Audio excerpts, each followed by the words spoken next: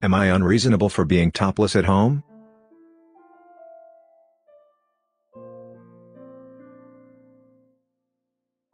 I have a son, 4 months old, I'm breastfeeding, and he's forever spitting up on me, and we're trying to give as much skin-to-skin contact as possible. Because of this, I've pretty much stopped wearing clothes at home. I'll wear them when I go out, obviously, but in the privacy of mine and my boyfriend's flat. I just go bare-chested. My in-laws were meant to come by around 6 p.m.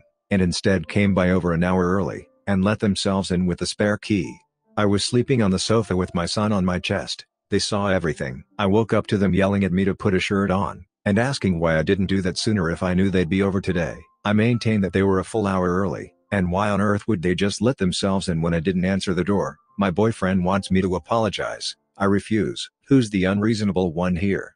Also, I know of my sleeping situation as being a risk of suffocation and SIDS. Please know that I am fully aware of this, and I'm taking all measures to avoid any injury or death of my child. This was a one-off event after he fell asleep on top of me, and we napped for less than an hour, probably closer to half an hour. I appreciate the concern, but this is the only time it's happened, and it won't be happening again. Conclusion: I caved because they are the only people I have close by right now. My boyfriend is mad at me for making things awkward, and my in-laws are annoyed by what they saw, so I just called them and apologized. Going forward, I will assume they will be early, and not nap or be shirtless on days they are coming in case they arrive ahead of time. Am I the unreasonable one for letting my 7-year-old daughter call my husband daddy, against the wishes of her biological father, my ex-husband? My ex-husband left me when I was 2 months pregnant. When my daughter turned 4 months old, he married his current wife. I met my husband when my daughter was 2 years old, and married him when she turned 3. My daughter is now 7 years old and I have a 3-year-old son with my husband. My ex has 2 daughters with his wife, who are 6 and 4. My ex has an every other weekend visitation with our daughter. Now, my daughter used to call my husband Poppy, but ever since the birth of my son, my daughter has started calling my husband Daddy. That's what I call my husband when I address him in front of my son, and my daughter has kind of picked up on that. We never told her no, because my husband loves my daughter, and thinks of her as his own. He has stayed up nights taking care of her the times she has been sick. Now, she doesn't have the same relationship with her stepmother. She has always called her stepmother by her actual first name, and it has always been that way, even though her stepmother has known her for a longer time than my husband. Here's why I'm wondering if I'm the unreasonable one. The other night, when me and my husband went to pick up my daughter from her dad's, my daughter ran out of their door happily saying, "Mommy and Daddy are here, I'm going home." When my ex heard her address my husband as Daddy, he turned visibly upset. Later when we got home, my ex blew up on my phone saying that I was emotionally abusing my daughter by making her call another man Daddy, and that I needed to make her stop. I said that our daughter has all the right to call my husband Daddy if it makes her happy. He then asked me how I'd feel if he made our daughter call his wife Mommy. I told him that if my daughter hasn't called her Mommy after 6 years of knowing her, it is because she never wanted to. I said that it isn't my fault if our daughter feels closer to her stepfather, and actually loves our family together. After saying that, I hanged up. The next day my ex-mother-in-law called me accusing me of parental alienation. This is honestly messing with my mind. My husband loves my daughter. Is it really bad if we let her call him Daddy? He loves it, and in fact, he always says that he has 2 kids. Am I the unreasonable one for not letting a family member I barely know drive my expensive car in an emergency? I was at my in-laws' house yesterday, alone with their goddaughter. We'll call her Ashley. She's 28, while my husband was out doing stuff with his parents to discuss important family matters. I was already feeling pretty stressed and anxious about how their conversation was going to go. I don't really have a great relationship with Ashley, so I was just keeping to myself in one of the guest rooms on my laptop with a large glass of wine. About an hour later she comes in, panicked, asking if she can borrow my car. Apparently, her high school-age sister got in a really bad fight with their extremely dysfunctional father, and needed to be picked up. My car is a new Mercedes that cost me around 80 grand. I absolutely did not want her taking my car, especially somewhere that was almost an hour away. I asked her if their dad got physical with her sister in this fight, and she said no. So, I told her I would rather her wait until my in-laws got back, and see if she could take their car. She starts yelling at me that they probably won't be back for a few hours, and she needs to get her sister ASAP. I told her that unless she believes her sister's safety is at risk, I don't feel comfortable with her taking my car. She asked if I could drive her to get her and I told her I had too much wine to drive. She then proceeds to crap on me for being irresponsible for drinking, and not anticipating I might have to drive, as well as selfish for not letting her take my car. When they get back, she asks to take their car, and makes a huge deal about how I wouldn't let her take mine. She goes on about how my fancy car is more important than a child in crisis. I told them she said the girl wasn't in any danger, and she tells me to F off before she gets in their car to leave. My in-laws said she's just being an overprotective big sister, and not to worry about it. When my husband was driving us home, he told me I made the right call because Ashley is a very reckless driver, and totaled a car a couple years ago after driving too fast. However, the next morning my in-laws text me that Ashley was incredibly upset and I should have just let her take my car. So, am I the unreasonable one here? Like I said, she told me the kid wasn't in any danger. I feel like I'm being shat on for having boundaries. Am I off base? My ex, we'll call him Dave, found me on social media the other week and wanted me back in his life. It's been 7 years since we've been together and I have no intention of taking him back. I met Dave my freshman year of college. My parents and his mom did not approve of our relationship, so we had to date secretly. This lasted about 9 months. The first 2 months was good, but then when we came back for our second semester he changed. He became more clingy and wanted to know where I was almost all the time. It especially got bad when I went on a trip and hung out with a guy friend most of the time. He read my private messages between me and my mother. She told me she thought he was controlling and Dave thought she didn't like him because he was a different race from me. He even told me one time that he thought my father was darker skinned than he is, which is 110% not true. The worst was when it came to sexual stuff. He would constantly ask me for a sexual mouth favor. Whenever I said no, he would convince me otherwise. Oh well, I pleased you yesterday, so now you have to. You owe me for doing XYZ, etc. It sucks so badly. He even kissed another girl while we were together. She was a part of a play he was in and constantly flirted with him, even though she knew he was taken. He would later end up in her bed shortly after we broke up. One instance that sticks out and has permanently scarred me is the week before our final exams. I had been helping out a friend with her senior project. It was a dance club, and we had practice every other evening. One night I was running late to practice and I got a text from Dave. He told me that in the sunlight you could see my blue and green striped panties through my leggings. I didn't care at the time because I was late and texted him. Not a single F was given that day. It wasn't a long walk to where I was practicing, so I really didn't care if someone saw. After practice I went to his dorm room. The door was locked, so I went to the other side door since I was good friends with his roommates. There I saw him standing with his roommates looking very pissed. He told me we had to talk. I don't remember much of the conversation because I was crying the entire time. I remember him telling me he's gonna break up with me. There were things in there about my parents, but I don't remember what they were exactly. After about 10 minutes and my roommate and best friend at the time comforting me and trying to help, Dave stood in front of me. He then said to me, "You know what? No.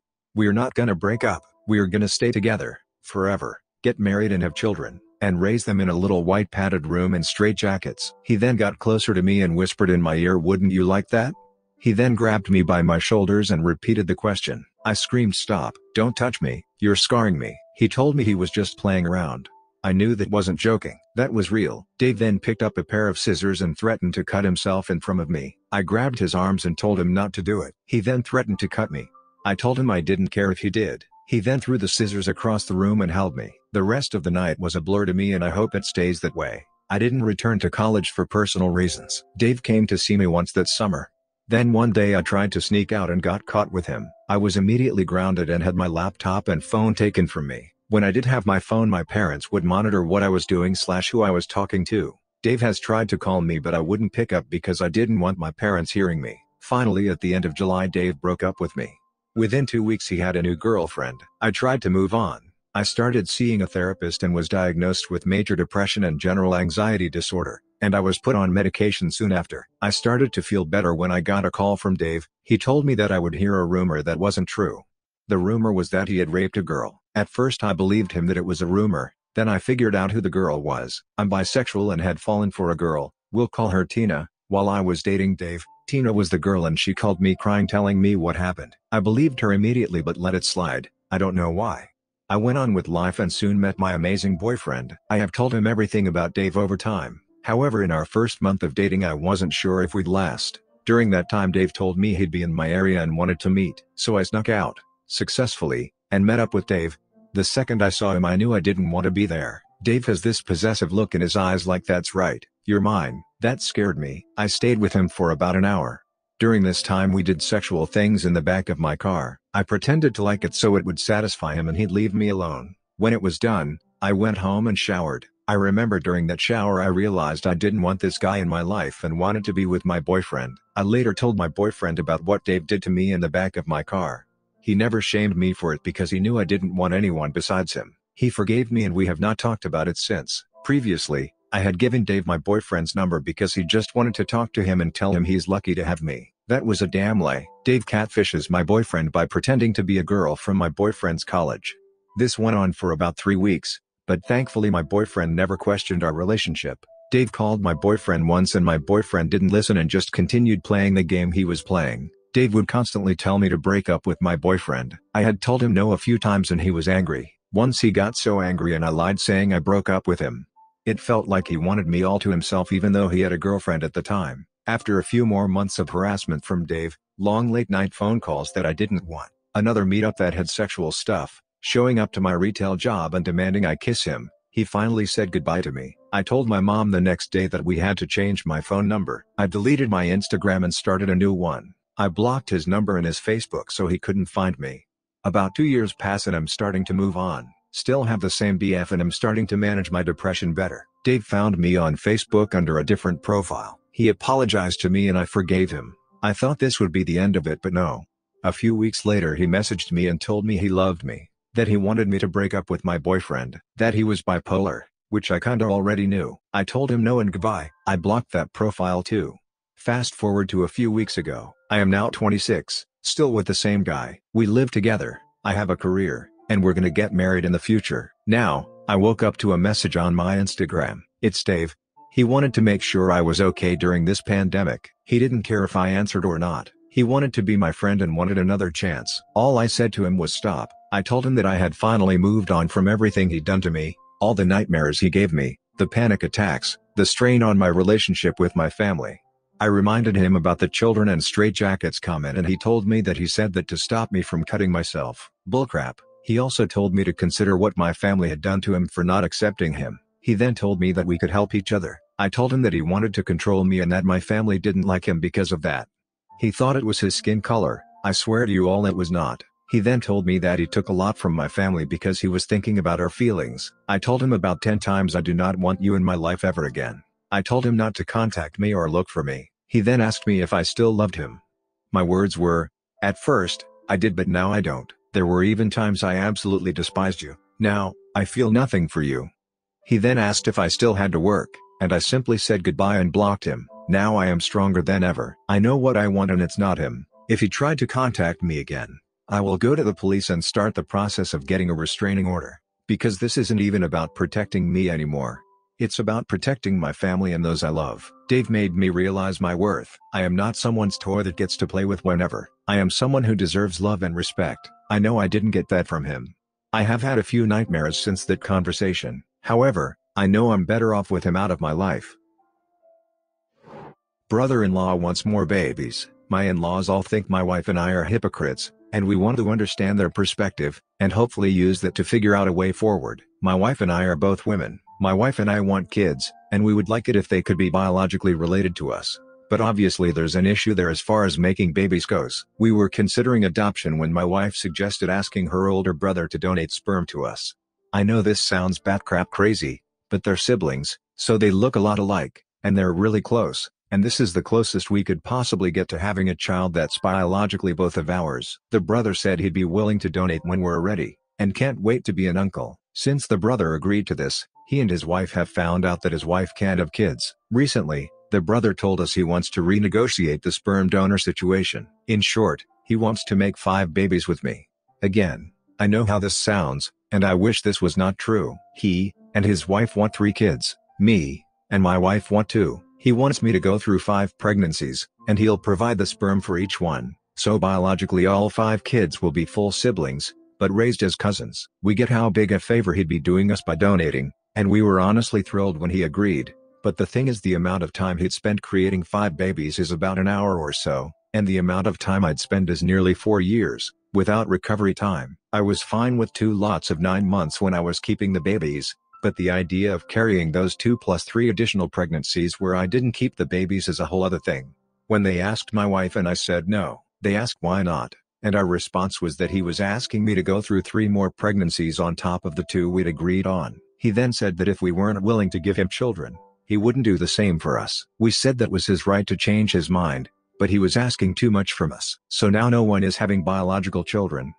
My wife and I were seriously considering adoption before the brother's suggestion ever came up, and we do still want to try that. So at the end of the day we'd be just as happy to have a non-biological child as a biological one. However, the brother, who doesn't want to adopt, has told their mother, who has told the extended family, and it appears that just about everyone in my wife's family believes that we should agree to it, and return the favor. So basically, if he gives us children, then I should do the same for him, and by the time I'm done everyone has their desired number of biological babies. The brother and his wife are similarly pressuring us, telling us they'd give us children, so why won't we give them kids, and that the two things are the same, and called us hypocrites because we would have kids with their help, but won't help them have kids. What do you think? Are we being unreasonable? Info: neither wife in this scenario, my wife or his, is able to produce viable eggs or carry to term, so some form of in vitro fertilization/surrogacy wouldn't be possible involving either of them, and I'm basically the only chance at biological children for any of us. The brother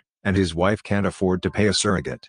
We have tried to negotiate the number of kids, but they want exactly 3 kids, and they want them all to be full siblings because they're worried if I gave them one child with the brother's sperm, and they adopted the rest, then they'd subconsciously prefer the one who was related to the brother. To clarify, of the 2 biological requirements of creating children, producing viable eggs, and carrying to term, I am the only woman in this scenario that can do both, while my wife and my brother-in-law's wife can't do either. The only people in this situation capable of having children are myself and my wife's brother. Again, brother-in-law. I am not having my biological brother's babies. Also, we may go back to the adoption option, which was our plan before the brother was even suggested. But what do you all think? Subscribe and turn on the notification bell for more stories delivered to you. Thanks for listening. See you later.